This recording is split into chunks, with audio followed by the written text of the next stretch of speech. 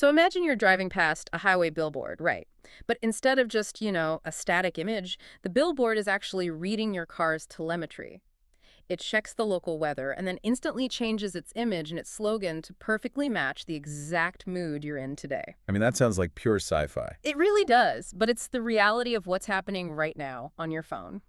Welcome to the Deep Dive, brought to you by AI Opportune.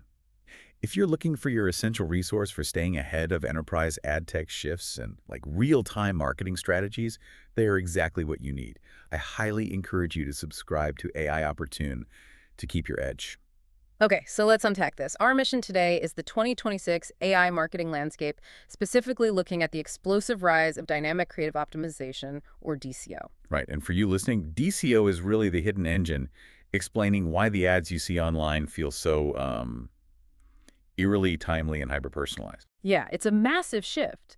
So thinking back to that billboard metaphor, traditional marketing was basically tainting one big sign and just hoping it appeals to both, say, an 18-year-old student and a retired grandfather driving by. Exactly. It was static. Yeah. But DCO takes that digital billboard, reads live data signals like time of day, your browsing habits, even your specific device type, and it instantly constructs a custom ad just for you. So it's analyzing all that data in milliseconds. I mean, if we're talking about heavyweights like Coca-Cola or Nike doing this, how does it actually work in practice? What is the AI doing behind the scenes to make that customization happen so incredibly fast?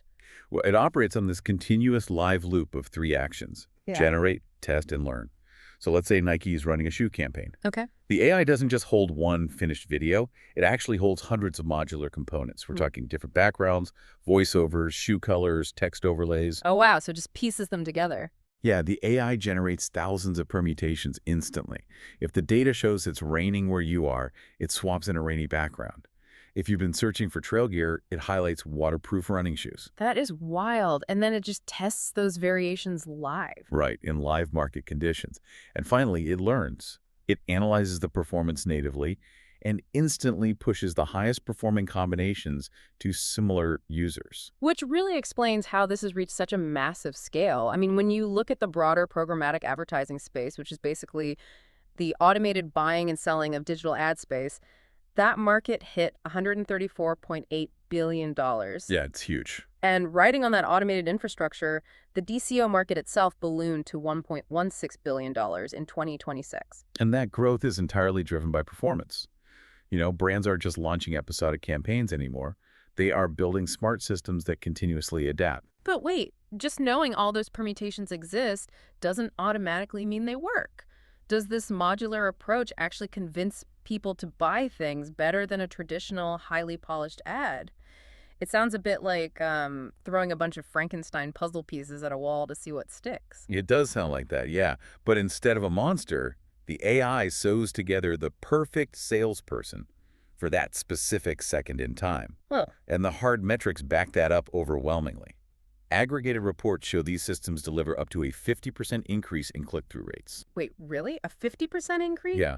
And more importantly, they drive a 25 to 41% drop in cost per acquisition. Meaning it costs brands significantly less to actually get a customer to buy. Exactly. Plus, you shrink production times from weeks down to literally hours. It takes the guesswork out of the boardroom and puts the testing out in the real world. So instead of trying to predict the perfect ad in a boardroom 6 months in advance, you're letting the internet decide in real time.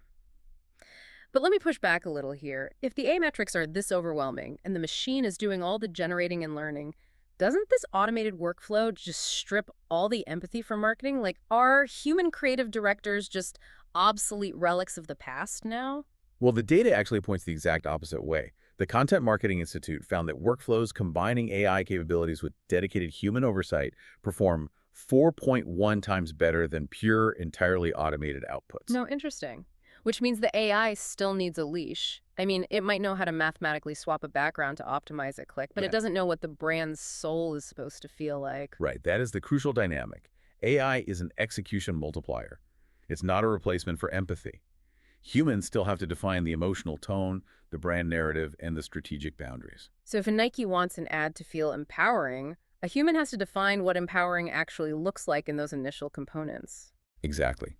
Human ingenuity designs the strategy, And the generative AI handles the raw scale of assembling it a million different ways. So what does this all mean for you listening? I think the big takeaway is that modern marketers aren't just making static assets anymore. They are high-level designers of living, adaptive software systems. Yeah, they've basically transitioned from painters Yeah. to architects. It's really wild to think about. I want to leave you with one final thought to mull over. We talked about that digital billboard that reads your telemetry and morphs perfectly for whoever is driving by. Yeah. Well, if these algorithms are constantly learning to tailor messages perfectly to our immediate psychological states, how long before they stop simply reflecting our desires and start actively shaping them